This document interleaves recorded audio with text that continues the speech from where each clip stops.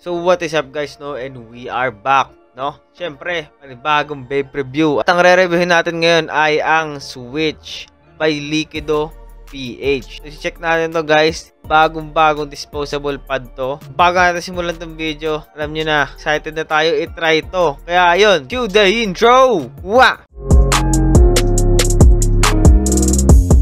Thank you nga pala Liquido PH for giving me a chance to review your product, no? Ito solid na disposable nyo. And syempre solid flavors din. So punta tayo sa up close na makita nyo yung mga flavors na ito. So yun guys, ito nga pala yung mga flavors nyan, no? Pink Dusk, CBRY4, itong Midnight, and AP. So may mga kanya-kanyang ano yan guys. May explain ko sa inyo kada flavor. So check muna natin yung box, no? So 10 ml free base juice yung gamit nila dito guys. Hindi siya salt nick. So, karamihan kasi ng mga disposable gamit nila, salt nick. Pero itong si Liquido PH ay free base lang. Pero mataas ang mg naman to, guys. Ito na, nakikita nyo naman, 20 mg. Ito nga pala yung box niyan, no? Mesh coil, airflow control, 550 mA. Tapos, syempre, Type-C cable ang charging niya, no? Super basic lang, napakadaling intindihin. And ito na mismo yung unit niya. Ito, guys, kasama na to sa unit nila, yung takip, no? Para natatakpan nyo yung ano, yung tip ng vape. Tapos, syempre, may itsura ng ano niya. Mabigat siya na plastic, 550 mA. Ito yung Type-C. Tapos, airflow control. So, makakontrol niya yung airflow niyan, guys. Ganun kaganda to. And hindi lahat ng disposable nag-offer ng airflow control. Basic nga lang pala ano yan, kabit. Tanggalin nyo lang to. So, yun, guys. Nahahatak ito, oh.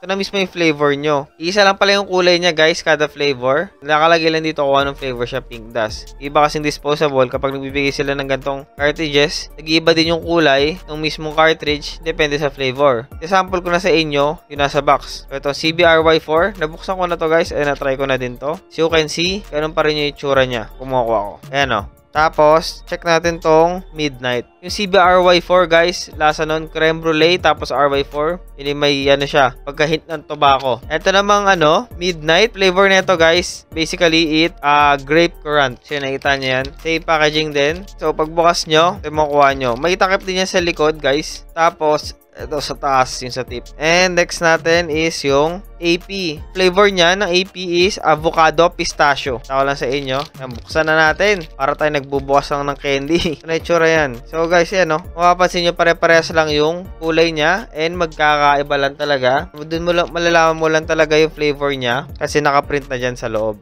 Alisa tayo sa up close tapos tikman na natin to. So ito guys, explain ko na sa inyo kada flavor, no? Chill lang tayo dyan. And syempre amuin ko muna kasi ang napansin ko sa mga pads na to, nagbukas kayo ng flavor, fresh from the box, tsaka dun sa wrapper, amoy nyo na agad. So, amoy natin agad yung CBRY4. Amoy creme brulee talaga siya. Testing na din natin. I-cloud check na din natin siya, guys. Tapos, explain ko na sa inyo kung anong flavor or kung anong expect nyo na flavor din sa CBRY4.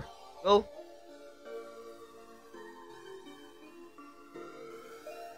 Vapor production, guys, maganda. Expected na sa mga disposable yan. Sakto lang yung lakas niya. And try natin yung half airflow.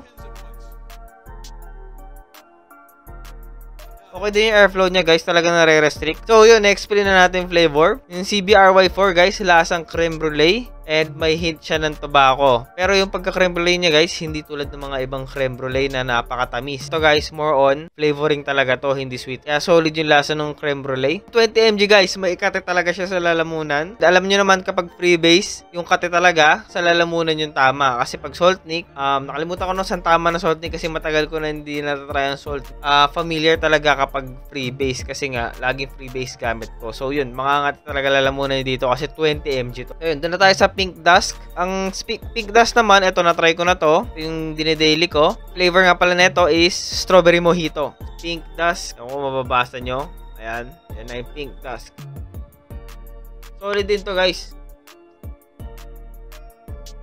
Pink Dusk lasa siyang strawberry na mentholated siya, guys. So, yun. Okay din siya. Masarap. Wala talagang hindi masyado matamis yung mga flavors nito, guys. Tsaka, isa iba kasing disposable, kahit mentholated, matamis talaga. As in, naiiwan sa dila nyo yung lasa. Okay, pagkahipak nyo, malalasahan nyo, pagkabuhan nyo, mawawalan. So, maganda yung pagkakagawa dito sa OCC nito, tsaka dun sa cotton. Next tayo is AP, avocado, pistachio. Kasi yun, first time ko ulit makatry na avocado. And huli kong try yung havoc. So, sana kalasa na ito yung havoc. And smell-wise, amoy ano siya? Amoy pistachio, guys. Try na natin to. Excited na ako dito. Another pastry. So, ang maganda sa lineup na to, guys, naglalabas sila ng pastry, no? Kasi kadalasan talaga ng mga disposable, maglalagay sila 10 sets of flavors. Tapos, iilan lang doon ng pastry. Siguro isa or dalawa. And kadalasan para natatry ko na pastry ng mga mocha, ganun. Hindi masarap. First time ko makakita ng disposable na merong CB. No, creme brulee. Yun lagi kong binibili sa pastry vapors sa mga ibang brands. So, yun. Familiar sa akin yung creme brulee. And good thing na in-include nila yun. So, dito tayo sa pistachio. Avocado pistachio. So, hindi din to yung usual na flavor na may kita nyo sa mga disposable. Ayun. So, tayo natin. So guys, pastry talaga. May pagkatamis na to. Sa mga mahilig sa avocado and pistachio dyan, pero it's not my cup of tea. Alam nyo yun? Mahilig talaga ako sa mga creme brulee, sa mga caramel, ganun. Pero sa mga mahilig sa avocado, guys, must try to. Tsaka sa mga mahilig mag-pistachio. Tayo sa midnight, which is ito naman, grape. So, number 1 bestseller to sa mga disposable, ang mga grape flavors. So, ito, grape currant. Try na natong midnight.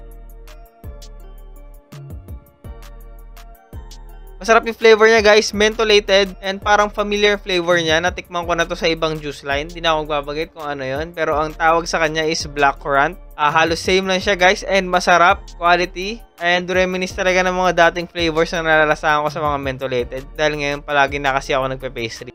Number 1 recommended ko, guys. Sa mga ano dyan. Sa mga bibili neto sa flavor. Kung mentholated ka, is Pink Dust. Pero kung mahilig ka talaga sa grape, try nyo tong midnight. Sa pastry naman, guys, syempre, recommended ko dyan yung creme brulee, no? Number 1 yan. Meron pa pala tayo isang flavor. Yung Blood Red Summer. Oh, hindi ko napakita sa inyo. Nakita ko lang dito. Dami kasi vape dito, hindi ko napapan. So, yung Blood Red Summer naman is strawberry watermelon ng flavor. So, i-try na natin siya.